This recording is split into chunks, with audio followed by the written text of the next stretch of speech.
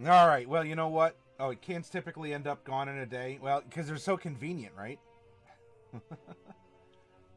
That's why you keep a recycle bin. You got to mind it, take it out, and keeps you humble.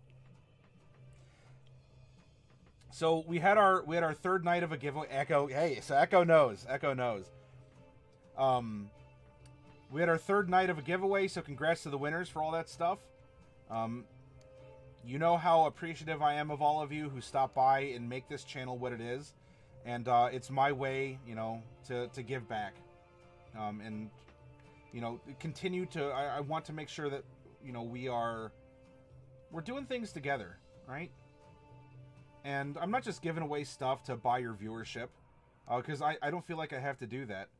Instead, my purpose for doing this is because I want to put figures on your table. I want to inspire your imagination. And I think this is an excellent way for me to be able to do that while also saying thank you. Oh, thank you for the hearts, Echo. And Night Sage Moon. Awesome name, and thank you for the follow. Welcome aboard. We're just getting our workshop started here.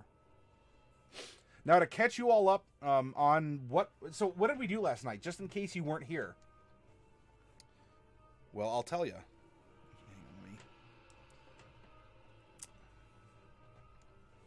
Really? Oh, 12 for 10. Oh, 12 for 10 Senpai has noticed this again. Thank you very much, 12 for 10.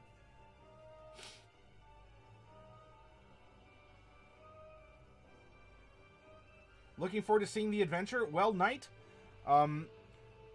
this is a bit of an interesting week because it's our anniversary. We're now in year 2 of broadcasting. Ooh, pardon me. In year 2 of broadcasting, and we do focus on workshops. Now, we roleplay on Tuesdays, but as we do workshops, we talk about D&D 101 stuff, fundamental stuff. We have fun. We're creative, and we try and pursue maybe playing D&D a little bit differently. It's easy to find character optimization. In fact, we're going to be doing kind of the opposite of that. We're going to be doing kind of the opposite of that in our next part after what we're going to be doing here shortly, where we're going to make a non-optimized sorcerer. But we're here to have fun, and Night Sage Moon, you're sitting at a table in a game store. We're having table talk. We're having fun as friends, and if you have questions or if you want to share your experiences, you are welcome to do so. Totally for that journey, learning and role-playing. Good care. Well, then Night Sage Moon, welcome aboard, and I'll tell you, if I ever don't deliver on entertainment or informing or, facilitating communication and, fostering friendships and a sense of community, call me out on it and let me know. All right, so last night we used our random character creator to take one step at a time and to make a character from random numbers, right? We pulled her from the infinite possibilities of the ether and manifested her as a female high elf wild magic sorcerer who's a hermit. And specifically, she was the caretaker of some ancient ruins. In the character creation process, right, we're giving her a personality, we're coming up with a story. In fact, she has a real name. She has her real elven name, but that was kind of abandoned, and all the locals got to know her as Maria. Is this now middle-aged elf who has just been existing in the ruins for quite some time, maybe fixing people up who stumble into the ruins, that kind of a thing. So we made, we gave her the mechanics of a sorcerer. We talked about, her skills. We talked about just so much, including her personality, right?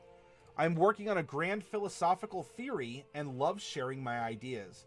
I am utterly serene even in the face of disaster. Those are her personality traits. She's free-thinking. Inquiry and curiosity are the pillars of progress. That's her ideal. Her bond is, should my discovery come to light, it could bring ruin to the world. Ooh. So that's going to be what prompts her to leave. And her flaw is, now that I've returned to the world, I enjoy its delights a little too much. Just a little too much. Right? So she's been isolated, living in these ruins off the land, you know, what the land provides, and, you know, plants and animals, and, you know, maybe people might bring her some meals who live locally because she'll help them out with some troubles, or as a thank you. But now that she's left the ruins and she realizes that, you know, buffets could exist, or bars exist, or, you know, spas exist, right? You can go get a good... You can go get a good, like, mud mask and a massage or something. She enjoys the delights of the modern world a little too much, and that's her drawback. So as much as she wants to save the world, she's letting the world distract her, in a way. Yep, Paisy, exactly. 9th level spells, please. Oh, snap. 9th level spells. Well, all right, so 12 for 10. What would you like to do? Are you sponsoring a box of minis? You'll have some left over from that. But 12 for 10, how would you like to direct those bits?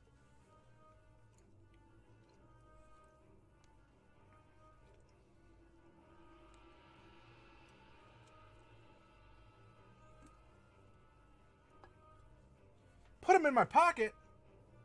Well, thank you so much, 12 for 10.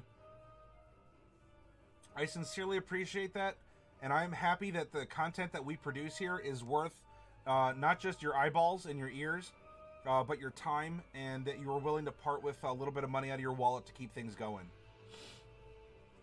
And Spicy Larry has returned. Spicy Larry, I'll have to take a photo and put it on our Discord for you, but I have a variety of spicy cheese sauces now.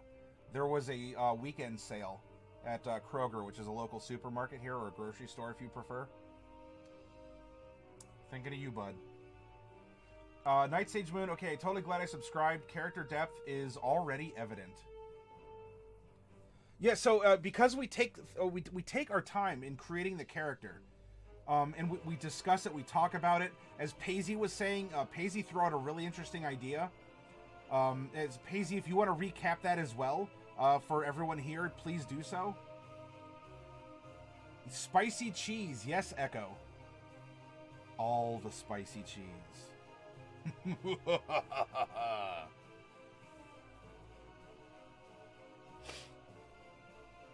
Okay.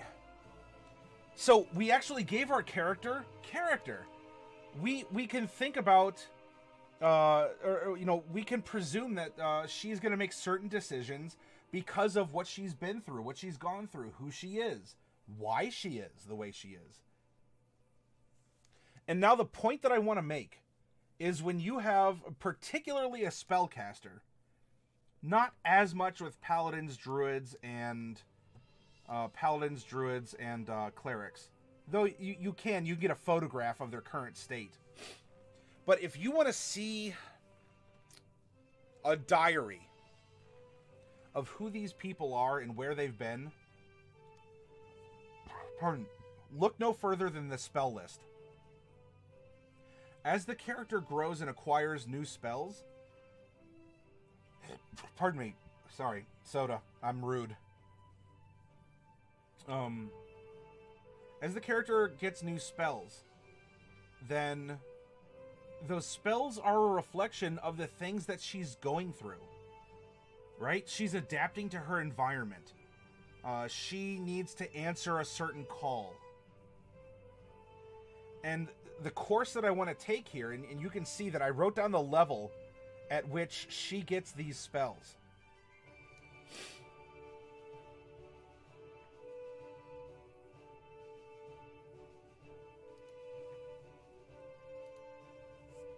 I made a mistake here. There we go.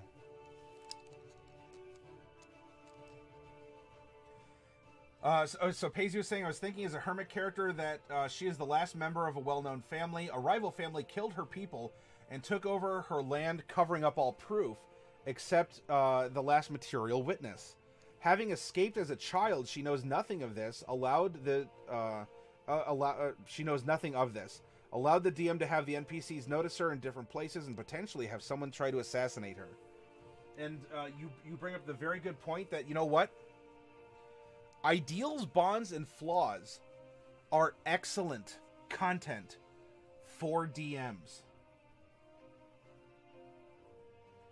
They can really help the story come alive, especially including the hermit background feature of discovery. That's a very powerful influence you as a character have on the story simply by existing. All right. So these are her spells, right? It's deja vu all over again, says Spicy.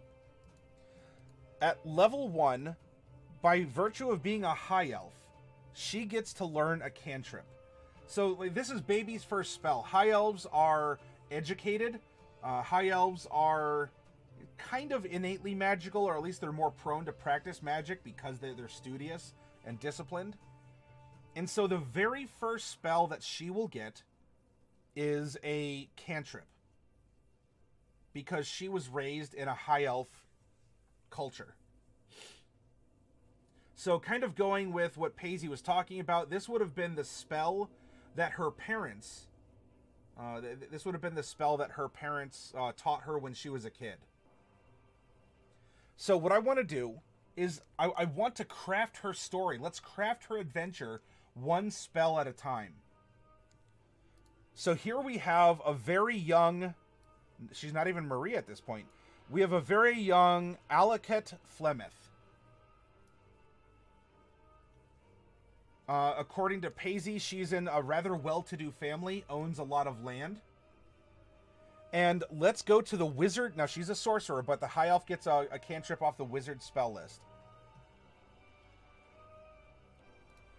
Let's go to the wizard spell list and choose a cantrip for her. What would her parents have taught her? You know, maybe when she was, a young adult, maybe she's kind of the human equivalent of 13.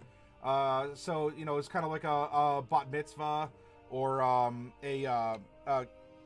shoot. Why am I derping on the Spanish, the 15, the quinceañera, shoot. When you turn 15, shame on me. I should know this word. Quinceañera. Thank you, Knight. And Coffee Cat. Thank you. So maybe this is the spell that she was taught, when she was a young woman in Elven standards. The cantrips that are available: Acid Splash, Blade Ward, which is kind of a defensive one, Chill Touch, Dancing Lights, Firebolt, Friends, Light, Mage Hand, Mending, Minor Illusion. Hey, Josh, welcome. Message, Minor Illusion, Poison Spray, Prestidigitation, Ray of Frost, Shocking Grasp, and True Strike.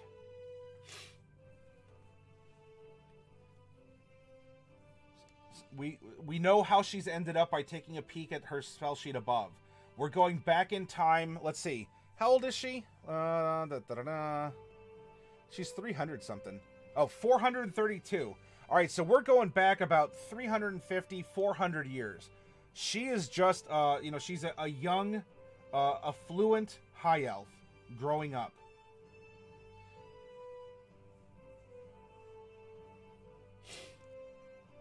What is the spell that her parents are going to teach her?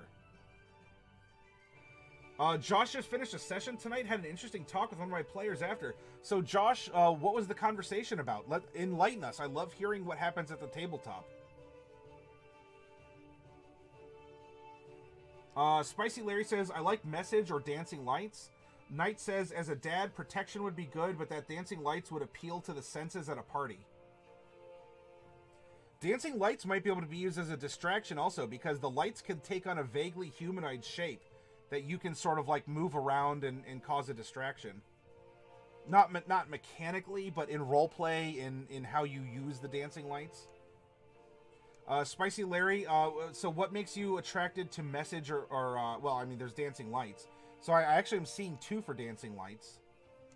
Message helps communicate with and help the parents. Oh, so teaching the Message cantrip would almost be like buying your kid a cell phone to to be able to stay in touch. You have to fight the god Shar next session. Oh my gosh, Pouty. So, what are you doing to prepare?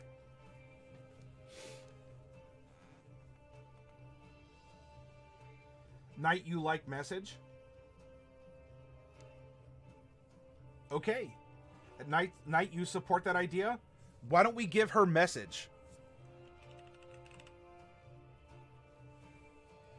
She was taught that deeply as a safety precaution should be abducted. Oh, that's right. So she could send a little message off. Yeah, so it's defensive. Plus she can whisper secrets if she has siblings. You know. Pss, pss, pss. Okay. So congratulations. Our high elf was born. Our high elf was raised in an affluent elven family that owned a lot of land. And upon her, you know, reaching the elven equivalent of the early teens, she was taught the message spell. And from our conversation here, it seems that she was taught message as a bit of a precautionary measure in case something were to happen, that she could send a little message, which could go through walls or around corners in case of an emergency. I love it. Okay.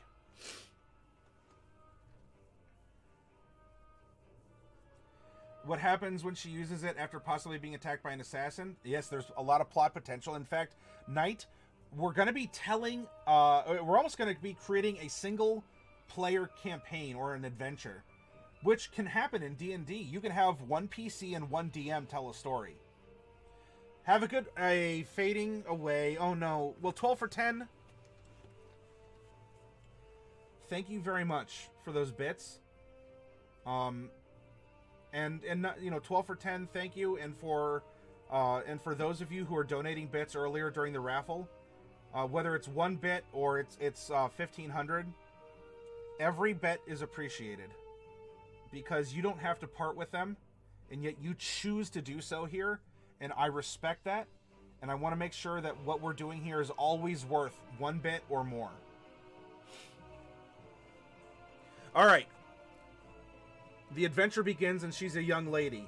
She's growing up. She has friends. She probably gets into a little bit of trouble with this message, right? You know, look at how she expresses herself, right? She's chaotic good, so she tends to be impulsive, but she's selfless. You know, so it'd be I want to run around and play games, but I don't want to play proper princess, right? But something happens. The family estate is attacked, kind of like what Paisley was talking about. Josh the Nerd says, my player is a new player to D&D. This is her first campaign, first campagna, and she never even heard of the game or had a concept of tabletop RPGs before I invited her. Her inexperience left her feeling overwhelmed, making her not sure about who her character is or where her character wants to go. And it led her to not take initiative and not want to go off and try things when she had the chance. In her words, all that made her feel like a side character in the party.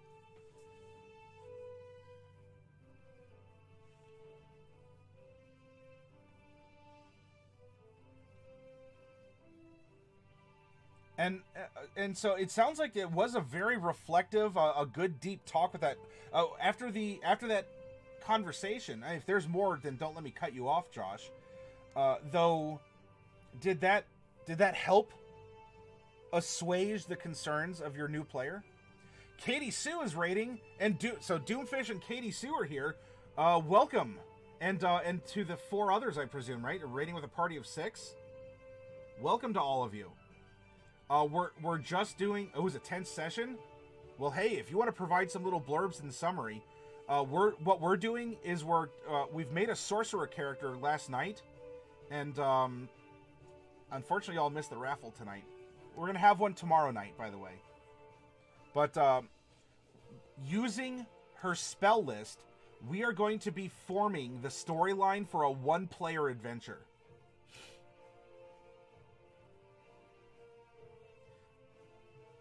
Yes, so Paisley, what I want to do is, maybe beyond her learning message, what we should do is, let's do this, Paisley.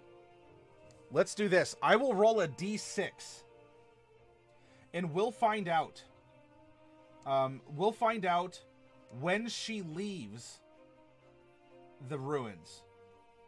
Because we're going to have a bit of a time jump that we're going to get to after we've established her high elf cantrip. 5. Okay. She is going to be spending levels 1 through 5 in the ruins. Something will happen that that will cause her from level 6 to 13 to go into the world and pursue her goals. In fact, character backstory. Message as a young woman. Family attacked and killed. She is driven off.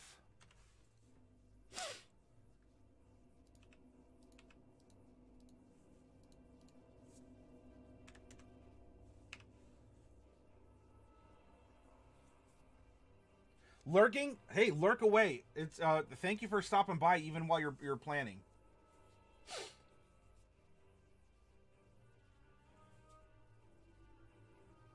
Was having worries that I wasn't doing enough for her, so I just started by asking her what her goals were.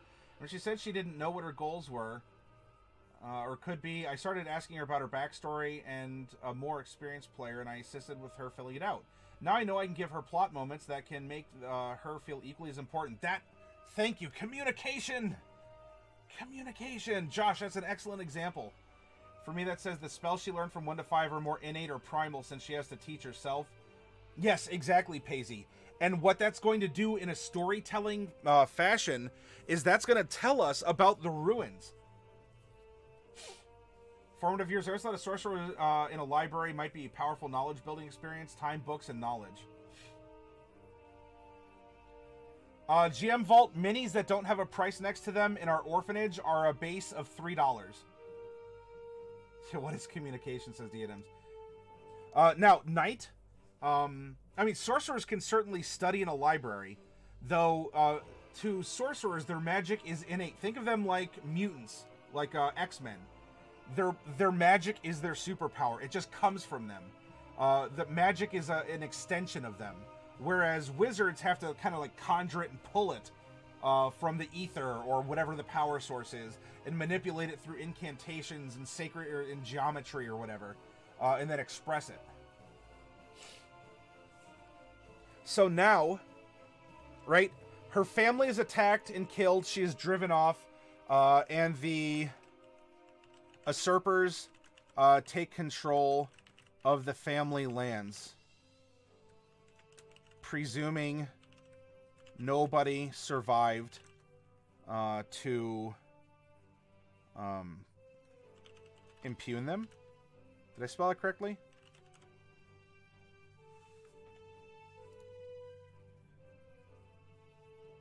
Commune a cash in, says Jedi. All natural. In fact, Knight, she is a wild magic. Meaning that the magic just, like, she's just a conduit for magical potential. And interesting things can happen.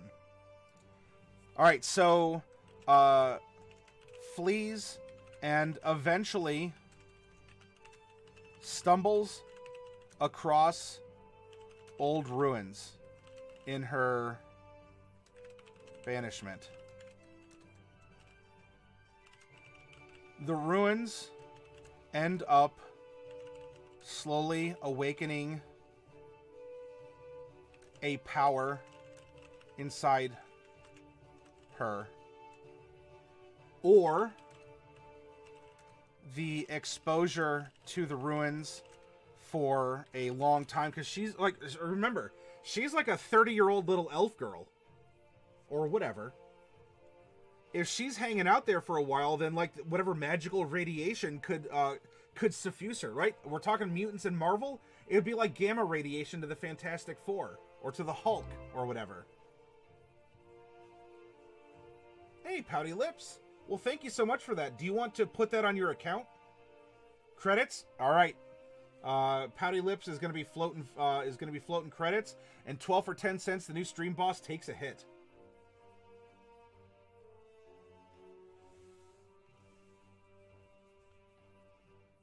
Josh, in her backstory, her character was adopted into a noble family as an infant, and she recently ran away from an arranged marriage. Her family and her betrothed family is most likely looking for her and potentially as hired mercenaries to do the job. That's a solid backstory. Paisley, did she teach herself Beast Bond in order to feel less lonely out in the forest and for protection? Perhaps that's how she survives as a child. She made friends with a long-running family of bears who kept providing her food and safety.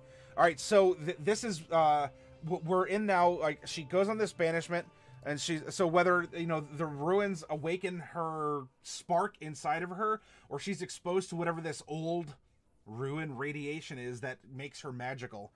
For a long time, awakens her arcane potential.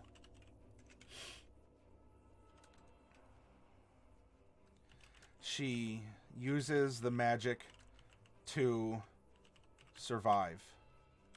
All right, so at level 1, I think her level 1 abilities, right? Her power is just awakening. We need to focus on 4 cantrips and 2 level 1 spells that are going to be about basic survival, right? She needs to learn how to defend herself, how to hunt or eat, or otherwise make do while out in the wilds. Coffee Cat. Oh, all right. Well, hey, tell McFluffy Muffin that we say hello also. Ruins could easily amplify her innate magic as she is being approached by a bear early on. Spicy Larry says maybe the ruins are a place that a teacher or parent used to take her. Oh, so maybe it was hinted at and she had to recall back in her training. You know, so maybe she was, maybe she wasn't the best student. She wasn't certainly training to become a wizard, that's for sure. But she did remember those lessons and tried her best to follow them, and so here we are. So now let's go to sorcerers. These are our cantrips that we can learn. Acid Splash, Blade Ward, Chill Touch, Dancing Lights, Firebolt, Friends, Light, Mage Hand, Mending, Message, Minor Illusion, Poison Spray, Prestidigitation, Ray of Frost, Shocking Grasp, and True Strike.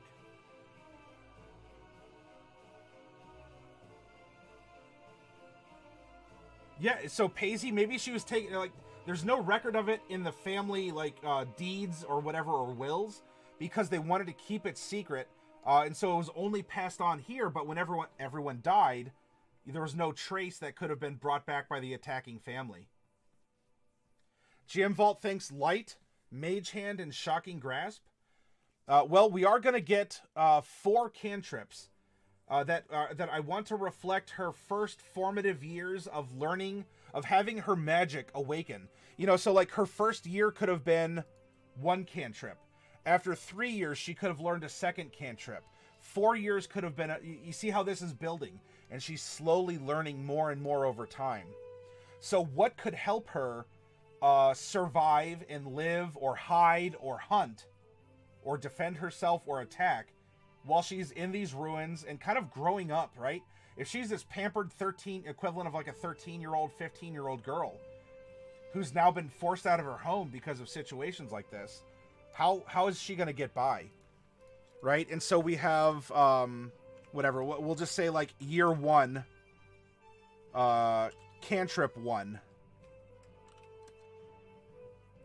And then after learning that and using that to survive and thrive, let's go to something like year 4, cantrip 2. Year 9, cantrip 3. And it took 10 years. Year 10, cantrip 4. So, remember, we're making a diary. What would be the first cantrip that her awakened powers would be? You're going to head off to bed, Coffee Cat? Have a great night, sir. It's always fun having you. Alright, so GM Vault says Shocking Grasp. She's watching these tiny creatures felling giants, and so takes on some of their tendencies. Animal friends. And so we might be able to assign that in her first level spells. She knows poison spray after watching some snakes.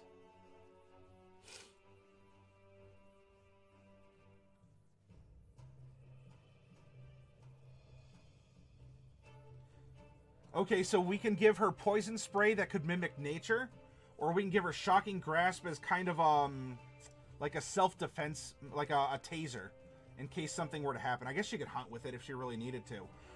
So I have some propositions out there. What sounds good for year 1 of surviving in this in these forest ruins? What would the equivalent of a little elf girl need in order to get by? Beastbond is Xanathar.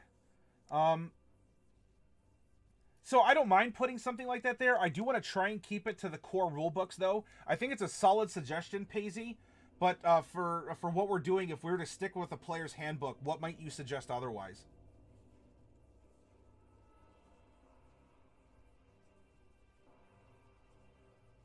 You think light because it's scary? Would it be scary? She does have dark vision as an elf. Would she still take light? She could. I mean, an elf is... you can have an elf afraid of the dark. Just because you have dark vision doesn't mean that you feel secure in darkness. So that could very well be a point. Dark vision. In 5th edition, dark vision is low light vision. Like, it's all... you either have dark vision or you don't.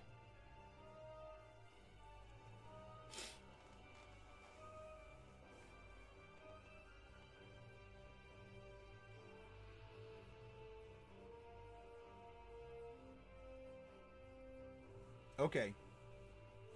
So, GM, between you and Paisy, it sounds like she's going to learn some sort of an offensive spell. I would say the first thing she needs is protection. Mimicking an attack from nature like poison spray makes sense. Hey, Grace. Ray of Frost, having thin-blooded elves in the winter, taking the cold, living with it. Oh, so maybe the elements are affecting her, and not just what she sees in nature from snakes.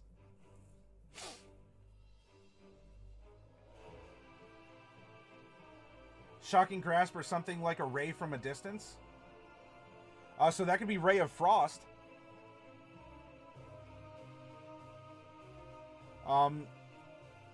Shocking Grasp. We could say that there's maybe there's a stream with electric eels, and she tried fishing for it. And so maybe as a sorcerer, are you... well, here. Are you familiar with a blue mage from Final Fantasy? Blue mages, if not, learn their magic by mimicking the attacks of animals and other enemies in the world. And so what if this potential is awakened in her, and if we go off kind of what Paisy was talking about, where her spells are simply things that she has learned from nature.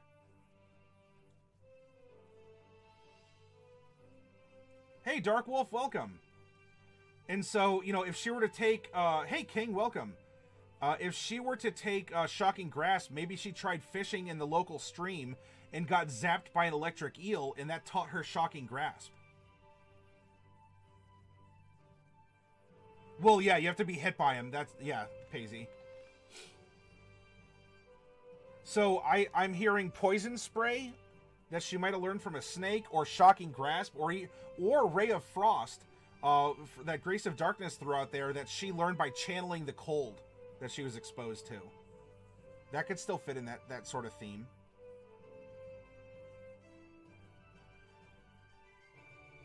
So what sounds good to you all? Otherwise, I'll roll a D3 and we'll just go random on that. I think they all can work. And I think they all sort of like are showing how her magic is manifesting in her body. All right, so let's put Poison Spray as 1, Shocking Grasp as 2, or Ray of Frost as 3. No time for video games. I run 2 homebrew campaigns, 2 jobs, a house to keep up, and taking care. Oh, and you take care of your mother too. Yeah. Well, GM Vault, all the more reason that if you can spare some time to be here with us and participate, I really value that. Plus, you know what? I like your videos and you offer solid advice in them. The electric eel sounds fun. I could see her trying to grab a safe fish being knocked being shocked, and in that moment just passing through her. Ah, all right. So Paisley, if you want to come off the poison spray, then yeah. So King, we're gonna have our sorcerer learn magic as if she was a blue mage, and so year one, her first cantrip she learns while being a hermit in these ruins is Shocking Grasp. After an incident with an electric eel in the stream as she was trying to get food. Okay. So, she can now get food or even defend herself if something happens. She's spent a couple years in the ruins. She's a couple years older, but she's a high elf, so, I mean, what's 4 more years on top of that? It'd be like saying that she's going from being a 13-year-old human to a 14-year-old human. So she's been surviving in the ruins for 3 years. And now she's picked up another cantrip, right? She's the magic is manifesting more as she's aging and getting experience and as she's growing. What should her second cantrip be, and how does she earn it?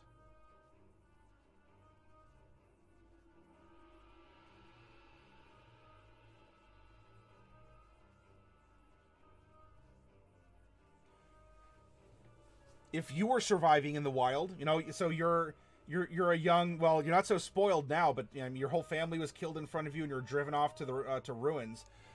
You found a way to channel electricity, offensively or defensively. You could certainly use it to go fishing, right?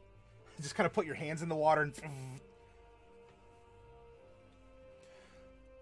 We have Acid Splash, Blade Ward, Chill Touch, Dancing Lights, Firebolt, Friends. Would people have found her, or would she have tried to reach out? In those 3 years, would locals to the area have discovered that someone has been fishing or living? You know, did they find evidence of a trail? Or, I mean, look, if you're living in a place and you eat, you gotta leave evidence of your eating. You know, could hunters have found that, oh, there's someone living in the wilds here? So we have Friends, Light, Mage Hand, Mending. I mean, by this point in time, you know, she's probably rather ragged. Message. Well, she already has Message from being a half-elf. Minor Illusion, Poison Spray, Prestidigitation, Ray of Frost, or True Strike. Do you really need a dramatic, sad background like that? Her traits and flaws almost sound like she walked out of reality for a minute and came back with some comic book superpower.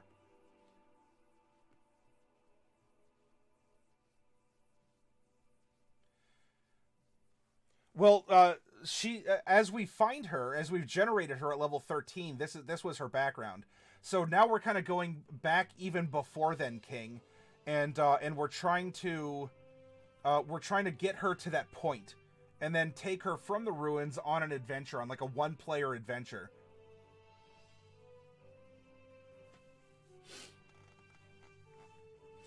The cantrip that's standing out to me here would probably be... Well, Prestidigitation could help keep her warm or cool or provide little effects. Mending might work.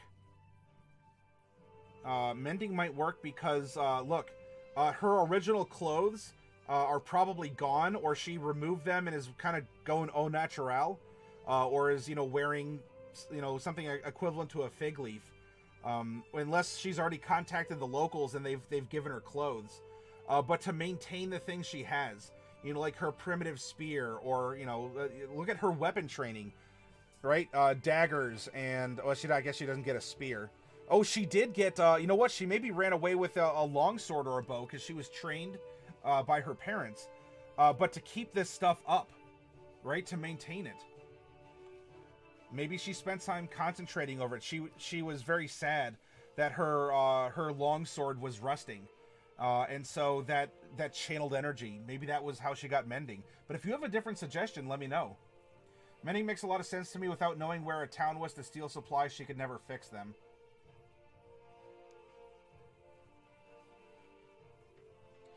Alright, so after a couple years of survival, she learns Mending.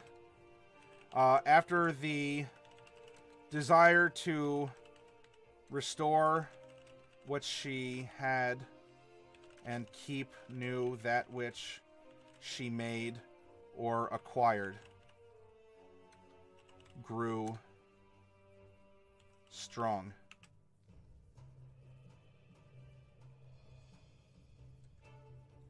Perhaps she tries to mimic her very poor sewing skills with small twigs, and at some point her sadness and will as a sorcerer takes over. I like it. So it's not being attacked by an electric eel, but it's still, she's a channel for emotion or power or experiences that manifests. All right, so now not only can she hunt with shocking grasp, she can keep herself going. We're playing this survival game. Years have passed.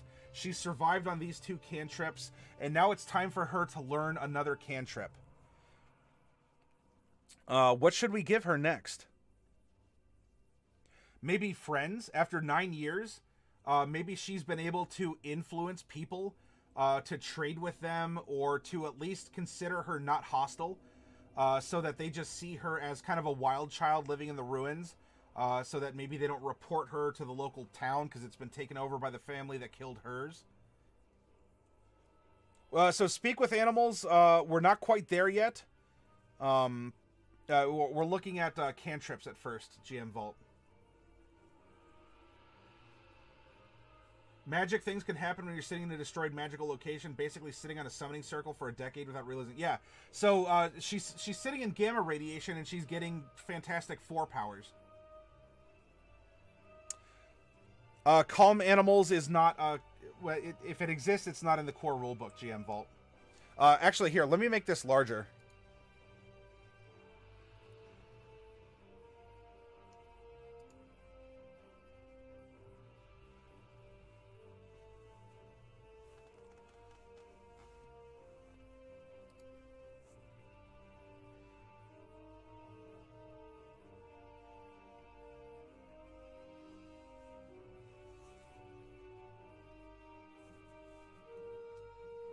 Those are not cantrips. Those are good suggestions.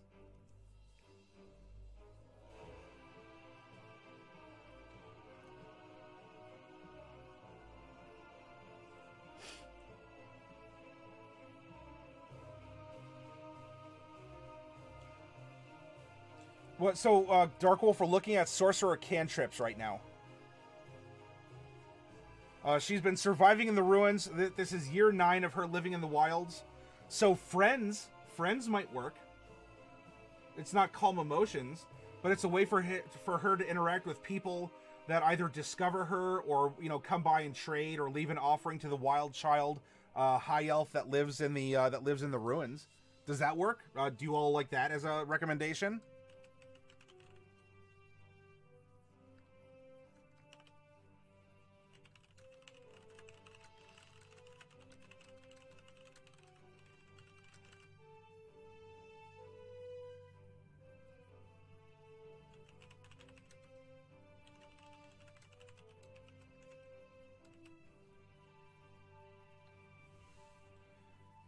Friends sounds interesting. When strangers pass by, they possibly initially ignore her or run away. Again, this is innate feeling of wanting someone to like her, finding out she can make them like her for a short conversation, but they always run away. Oh, gotcha, Dark Wolf. Gotcha.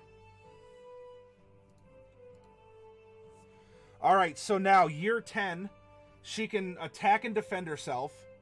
She can keep herself sustained. And she can, she has made very basic communication with some of the, like, the local village that also lives in the forest. You know, they know of her. She's not a threat. They don't necessarily mind her being there. Maybe they consider the ruins very spooky, and so they don't really go there, but they're not gonna, like, want to reclaim it from this, young elf child. Minor illusion could help her hunt. Oh, you know what that could also do, GM Vault? Speaking of, like, the old ruins, what if by this time, locals do get to know her? But some people might come looking for her, kind of like what Paisley was talking about. Maybe this family that killed hers has heard rumors that there's someone who's living in these ruins. And so they come out there. she can use minor illusion to try and scare people away, or kind of do the Scooby-Doo, like, what can you do with a bed sheet, a squirrel, and a flashlight? You can scare a bunch of people out to, claim the castle in your uncle's will. So maybe she uses minor illusion to scare people away. And for hunting. Yeah, yeah, exactly. I like that. Minor illusion. To hide from people or animals. And to hunt. Okay, we've given her cantrips. Now her power has grown even greater. Let me make sure that I'm... First level spells do end... Oh no, alright, so there's a little bit more. Alright, now let's look... What is the first level spell that she's going to learn? She's mastered these very basic spells that are easy to recreate and provide kind of a foundation for magic to come. She's still young and she's living in the ruins. At some point in time, maybe like, I don't know, year 21, she gets her first spell.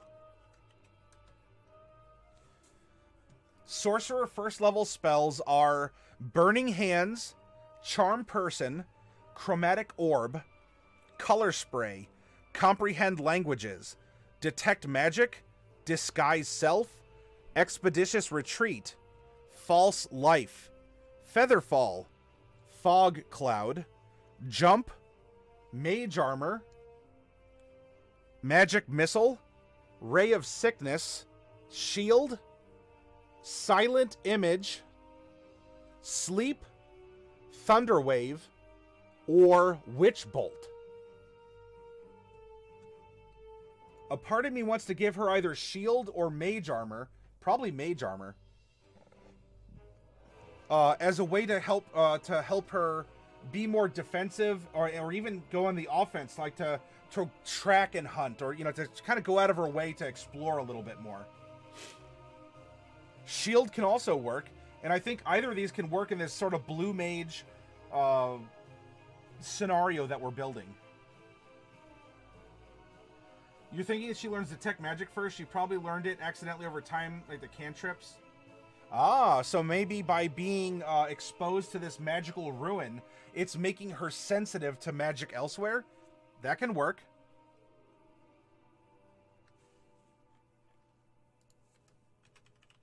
Detect Magic. Ruin exposure.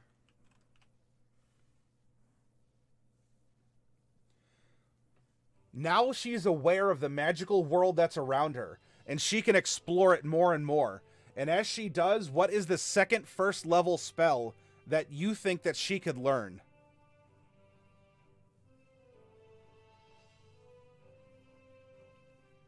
Maybe Expeditious Retreat? So she has more movement.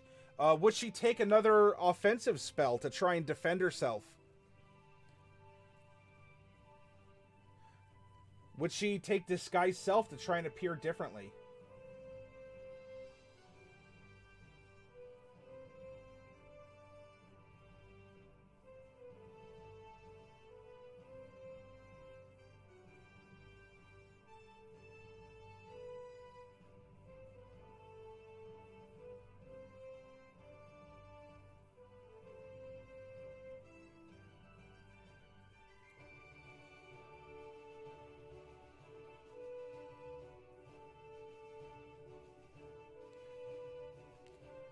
Part of me still wants to say mage armor. Look, I'm not trying to like force that on you all. If you think differently, that's perfectly fine. Something like Thunderwave could be interesting. Right? It pushes people away from her, so she might be able to push boulders. She might be able to push away some of the rubble and ruin. So it's actually functional as well. Expeditious Retreat would fit in, says Knight. Thunderwave sounds good too. I'm leaning towards mage armor. I could see if you're trying to figure out what this magic is that a defensive barrier feels like an easy manifestation. Okay, so how about this? How about this? She learns mage armor as a way to not only see the magic around her, but coat herself in magic for protection. Now, growing from that,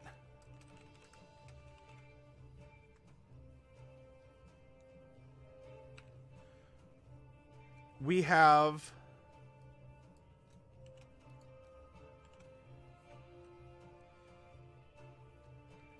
Year 27, Spell 2. I'm sorry, this one was Mage Armor.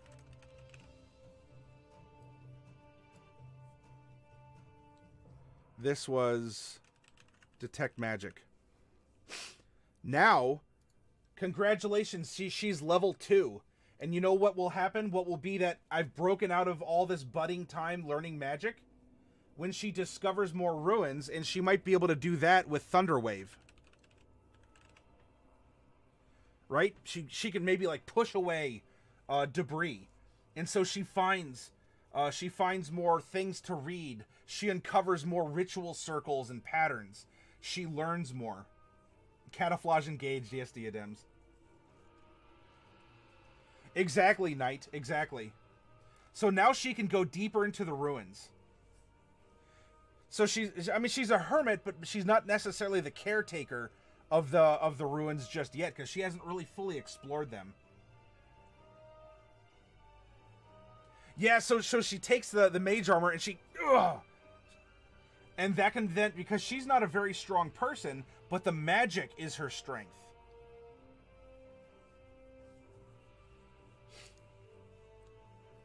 Awesome. Okay, so now she spends some years...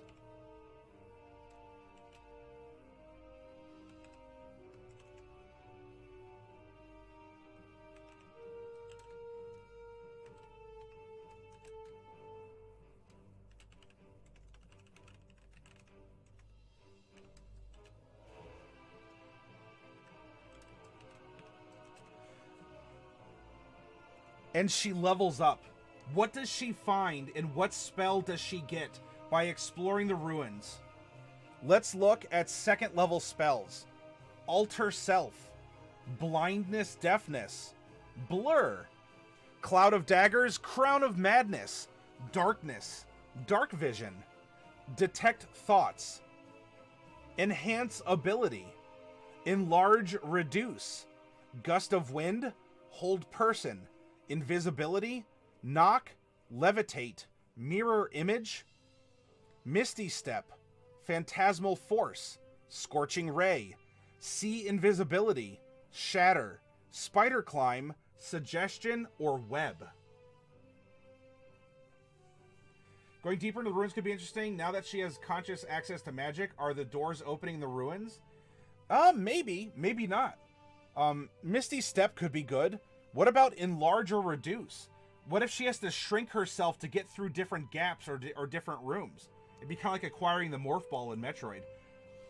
Or she enlarges herself so that she can physically interact with larger objects and kind of get that inherent strength boost.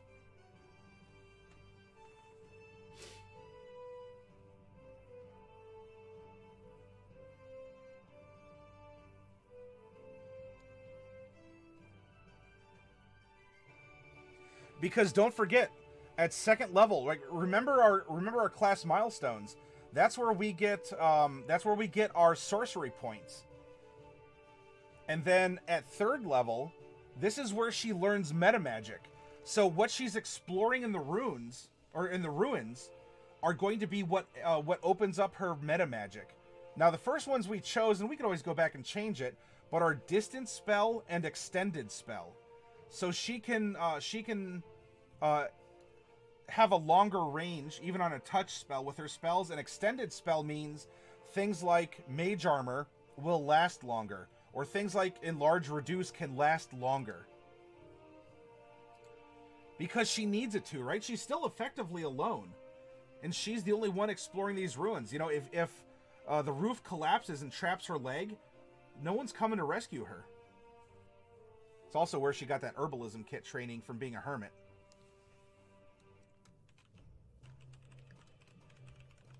Plus, she can cast this on, I think she can cast this on objects, not just people.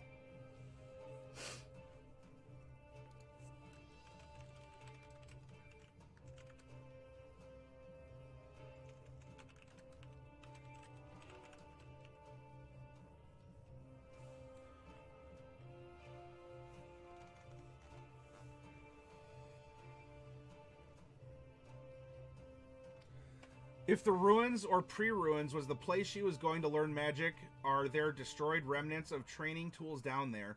In addition to the collapsing roofs, are there bits of tutorials left over she has to answer with the question?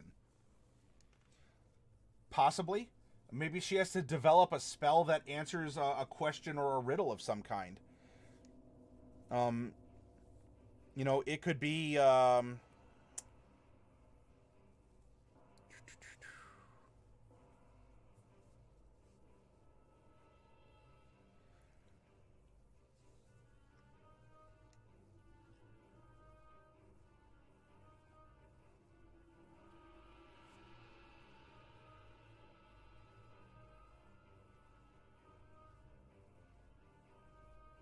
Oh. What if she can conjure a phantasmal force? She might speak to it like a friend, but that phantasmal force also can be used in offensive or defensive measures. Normally a teacher would explain the room and you would solve it. Now she only has a part of the room left and no context. So maybe, what if the phantasmal force is kind of like a conjuration of one of those old teachers, like a ghost that sort of binds with her, or that she can summon and can give her advice or tell stories. I think we can reflavor the spell like that. Does that sound good?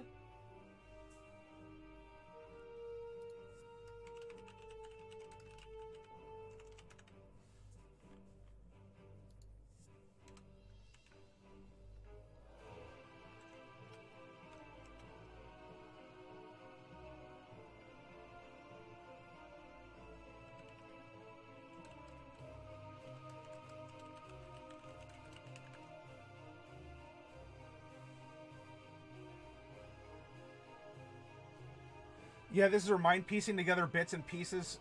All right. So now she has this phantasmal force, and she's able to start accessing more and more learning about this place. She can go deeper into it physically and like magically or spiritually if we want to chalk it up to that. So now she's level 3. So some time has passed.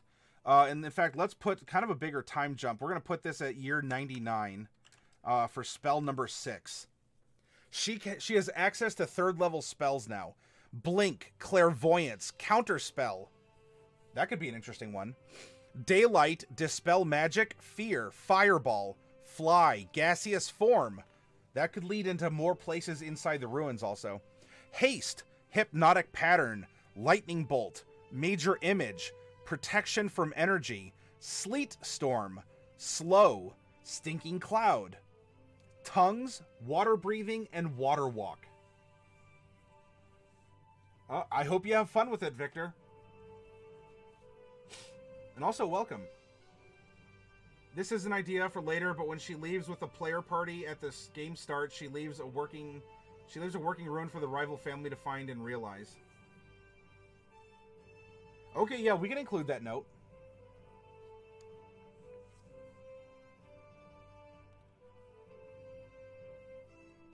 Oh, what if this?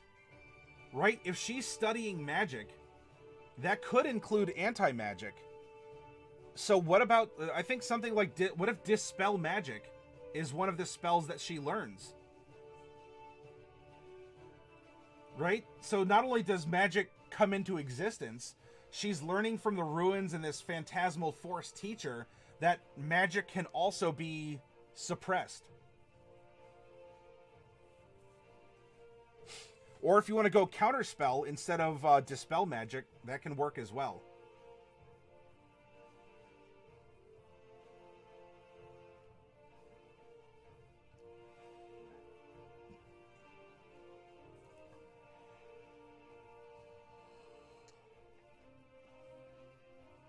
GM, you think just dispel magic? There's probably a lot of latent magic that she can practice on there and not active spellcasters besides herself. That might make more sense, GM.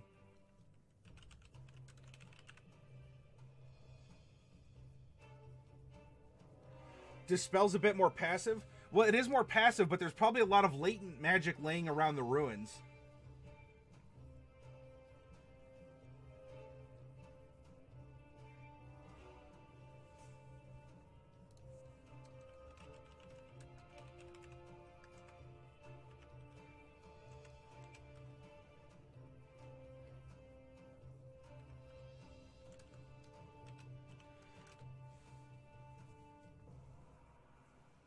A dwarf? Oh, so all the PCs are dwarves? Victor? Alright, so more time has passed, and she's learning more and more about magic. She's adapting to her environment. Or is her environment adapting her to it? Good thing to explore, right? She can create magic, and she can suppress magic. She has some offensive spells and some defensive spells. It's now time for her to learn another spell.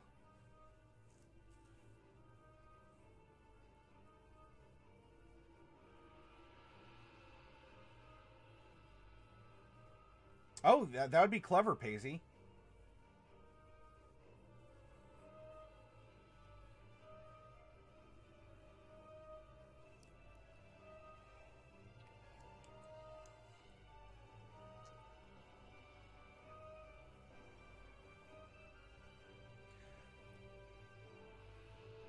I kind of want to give her something, like, I know Fireball seems, like, who doesn't take Fireball? Fireball could be a lot of fun for her, especially because she has distance spell.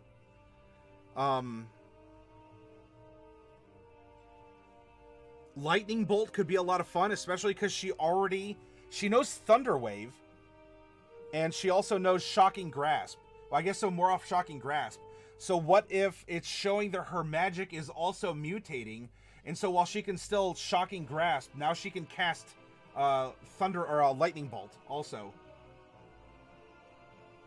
Yeah, Fireball is a bigger version of Dancing Lights. Keep her with Lightning and Thunder. So maybe it was a dark and stormy night, right? Sure, so let's give her Lightning Bolt. So her, if you all have, if you're familiar with the mutants in Marvel, there was a time when many of them are going through what were called secondary mutations. So they were started out as normal people, they received their first mutation, but some of them started developing secondary mutations. So here, this could be her developing these secondary mutations to cast.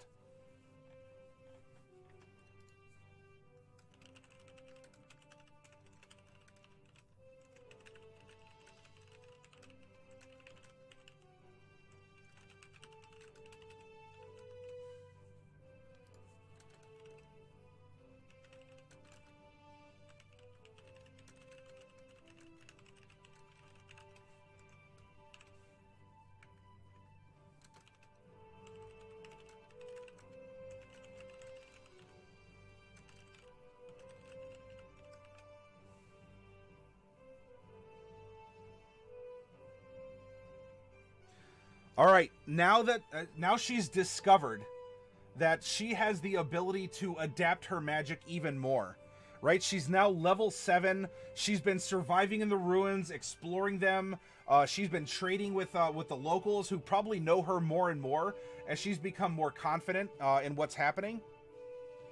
But you know what? Actually, because we rolled this, technically Lightning Bolt would have been her her departure from the ruins. I don't know. We already kind of said it was a secondary mutation. Does it have to be from the temple or from the ruins? Not necessarily. So we can put another note here. After I guess magical tutorial, she has a vision of the ruins and what they can mean to the world. She sets out to find others she can trust to tell about it. and begins a cautionary search. So she strikes out on her own. She develops this secondary mutation. So maybe lightning bolt. That's how the party discovers her. So she's leaving the ruins, going to the wider world, practicing more and more outside of this defensible area. She's no longer just a little babby elf. And lightning bolt. The party sees this and comes to her, forming a group to save the world. Because why wouldn't you want to save the world?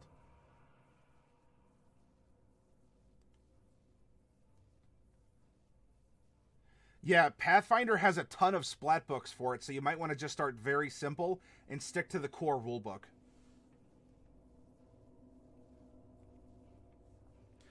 So now she's adventuring, and we can discover what's going on in the world, right? There's a prophecy that's coming true. Now, if we're going through a workshop, we would have the other characters made and a map and all this.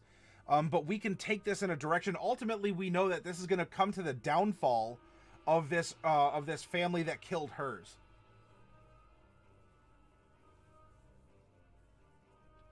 Black Wolf is awake. Welcome back.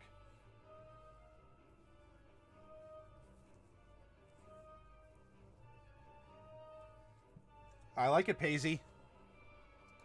So now they're adventuring, but you know what? All right, so if she's this old, well, I don't know. If she's this old, we could do something kind of interesting. Her character can exist over a couple different adventures. And I can see this taking place where level 7 and 8 is the adventure with her first party. So she gets a 4th level spell now. Banishment, Blight, Confusion, Dimension Door, Dominate Beast, Greater Invisibility, Ice Storm, Polymorph, Stone Skin, or Wall of Fire.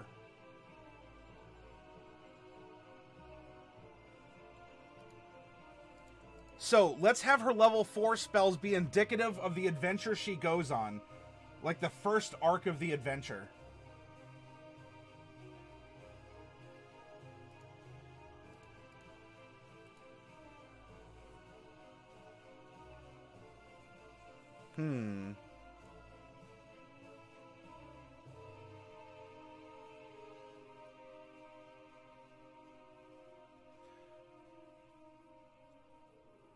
Polymorph could be interesting. In fact, Polymorph could lead to the heightened spell meta magic that forces a disadvantage on a saving throw. Plus, because she's curious and she wants to go out into the world, this might allow her to experiment. To see how magic not just has changed her, but how magic can change other people. I like that idea.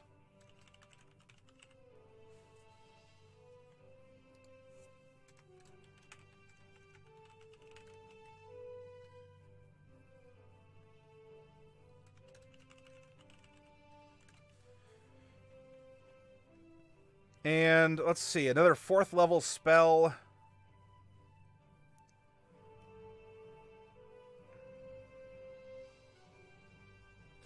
All right, so if we're maybe the ruins, if we're talking things like summoning circles and these and there's this influence, maybe an outer influence that's kind of bleeding into reality. Maybe the ruins were a seal that her family was guarding, but obviously not only has the ruins fallen into ruin, but the family that was trying to maintain it has been ruined itself.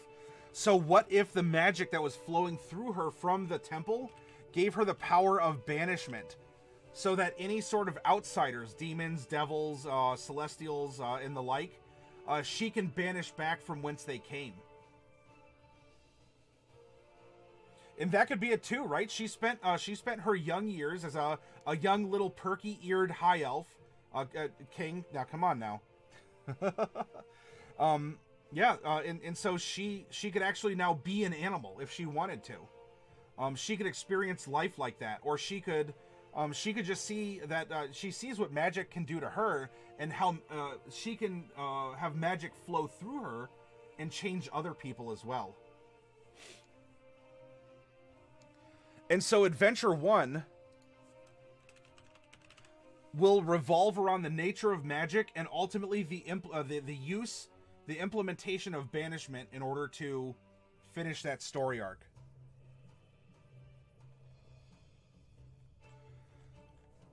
Now from there, and so this could have been a lifetime, you know, for humans or tieflings or even you know, a good chunk of time for halflings and the like. So Adventure 1 could have been year 124 through, I don't know, like 126. Time passes, you know, she goes back to the ruins thinking maybe everything is safe, but it's not. And so we don't come around until like the next wave of, you know, things have been suppressed, but they haven't been sealed. So now we're in like year 209.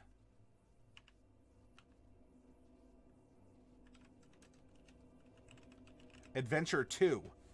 And now she's learning her 5th level spells. Ridding the worlds of these unnatural planar creatures, keeping the material plane pure. Yes, GM Vault.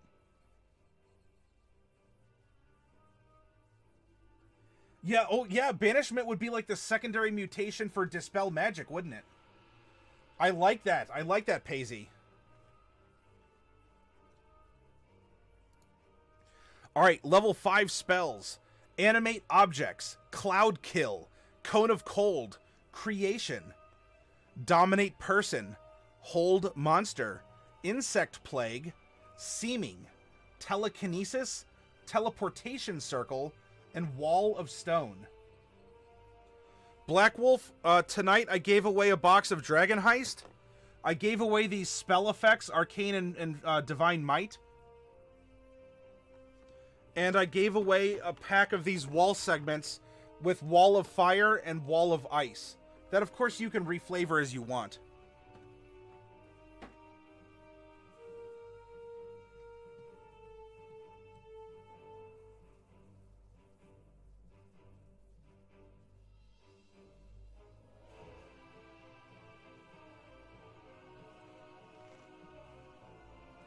Wall of Stone for making her home more of a home. Teleportation circle might be interesting, especially if she's learning about planar travel. That could be a spell for her to pick up. Wall of Stone could be interesting as well because she's been living in the ruins, and so the ruins have finally like given her access to be able to summon, you know, to thematically summon their rocks. In order to protect her. That could be it too. I like that, Knights.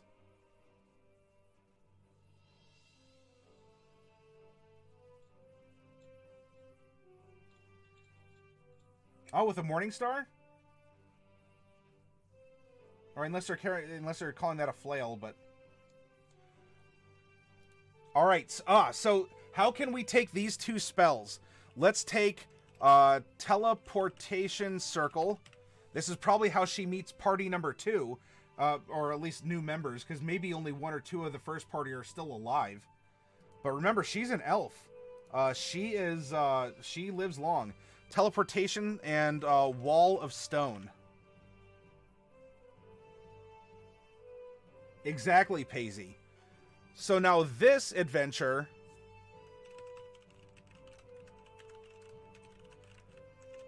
The forces are starting to gather on the ruins. And where she was going on the offense before as a scrappy young high elf, now she's an adult high elf, and she has to defend the ruins from these extraplanar creatures. And so, you know, she needs to travel, and of course there's teleportation circles in the ruins. We're discussing stuff like that. So she can travel to far out places, but also be able to get back to her ruins and help defend them with the party.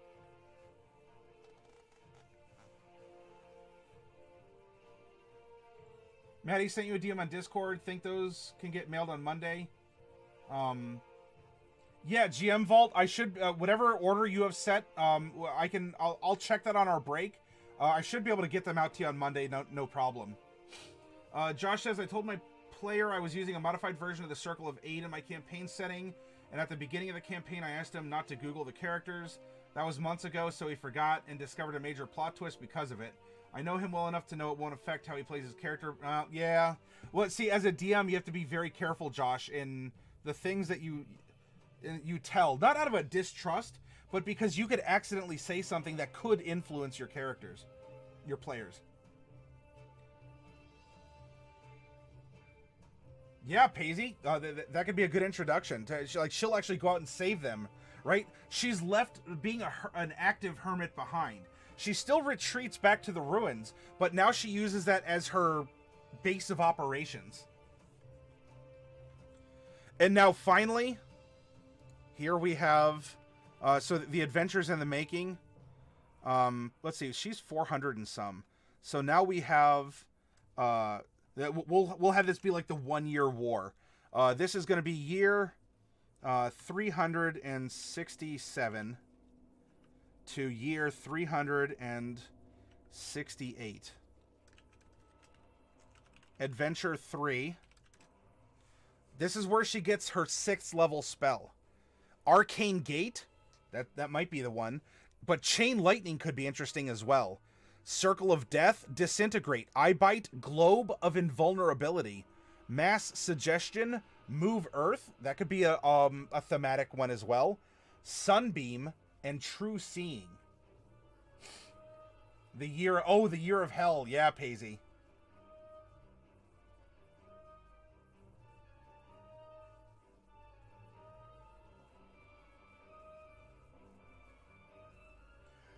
Yes, it does take a lot of coordination, Black Wolf, but it is possible. So, this is her year of hell. What spell does she pick up? As now, not only are these outsiders coming for her, this is probably when that other family, that other elven family that killed hers, is aware of her and her growing power, and is also sending agents to try and kill her. How does she deal with this? You know, she's probably going to have to put down the family. Because the outsiders are the outsiders. But so how does she put down the family and reclaim her family title as like a seal or a guardian in order to restore the ruins in the final arc of the story?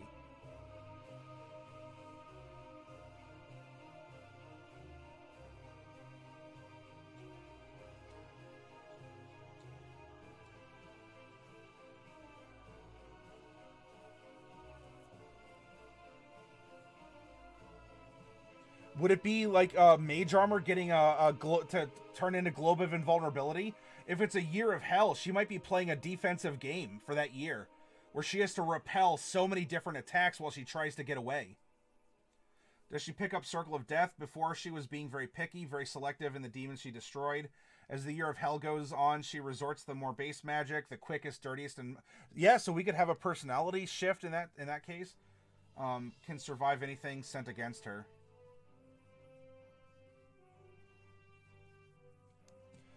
Yeah, so we could represent something like Circle of Death as being a dark time for her.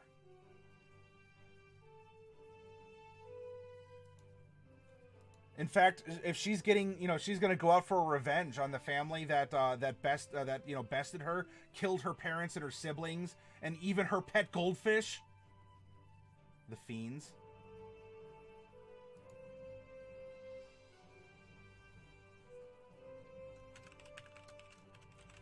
And of course, we need a redemption arc, don't we? We don't have to have one.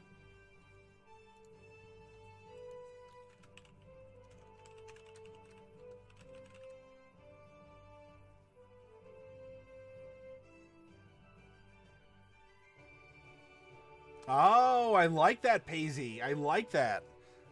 Having it kind of, be an extension of the teleportation circle. I'm picking up what you're putting down. And now that brings her to the present.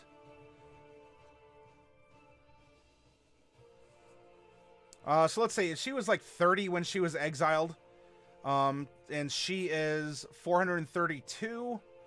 400, I guess we'll say, for convenience sake, let's say she was exiled at 32. So now we're in year 400.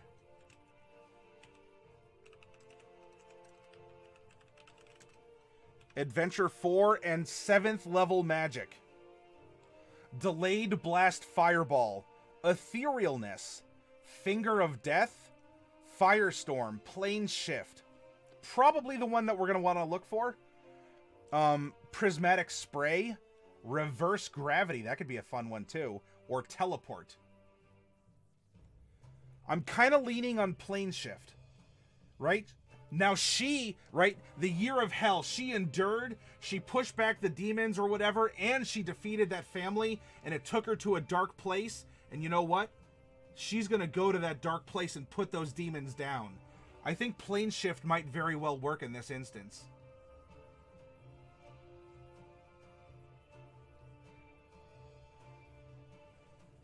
Well, so with that, Paisy, do you like going Plane Shift for her 7th level spell?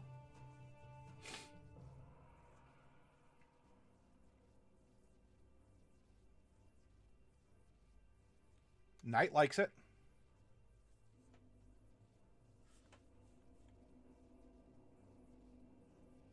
It's too late, Black Wolf. King has already posted it in memes.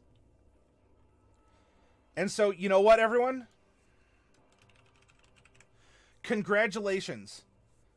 Simply by making a spell list for a 13th level sorcerer that we randomly generated, we have come up with an entire adventure, a whole story. You could write this as a novel. You could write it as the foundation of an adventure. I mean, you could just compress time and have it all be one arcing adventure. We were just having it spread over time because we had time for this one character. So it may not be a standard D&D 4 or 5 player, adventure or campaign arc. But we have now given a reason for everything other than, fireball, everyone takes it, or, wait, hey, there's nothing wrong with that. But we're given a reason for her spells. She's developing. Her spells are an extension of her. And it all works together. And just from the perspective of this sorceress, we have told a story of loss and personal growth, of development, revenge, and redemption. Ta-da! And we did that through Polymorph, and Thunderwave, and Plane Shift, and Detect Magic.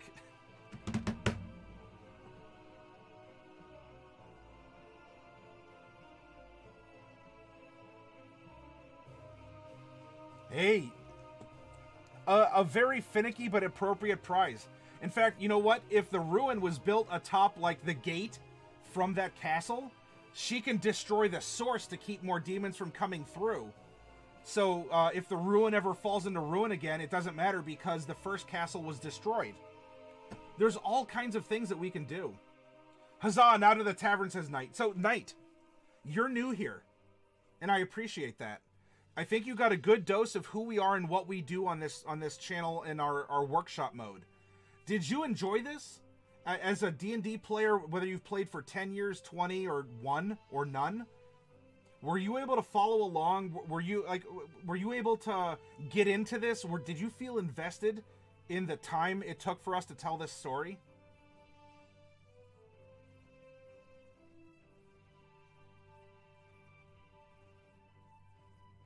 Paisy says, 500-year-old murder queen elf says, what is this mead? Hey, don't forget, she has an indulgence for the finer things in life. Yes, as a DM and player, gives me a good idea on how to help my players come up with great backstories.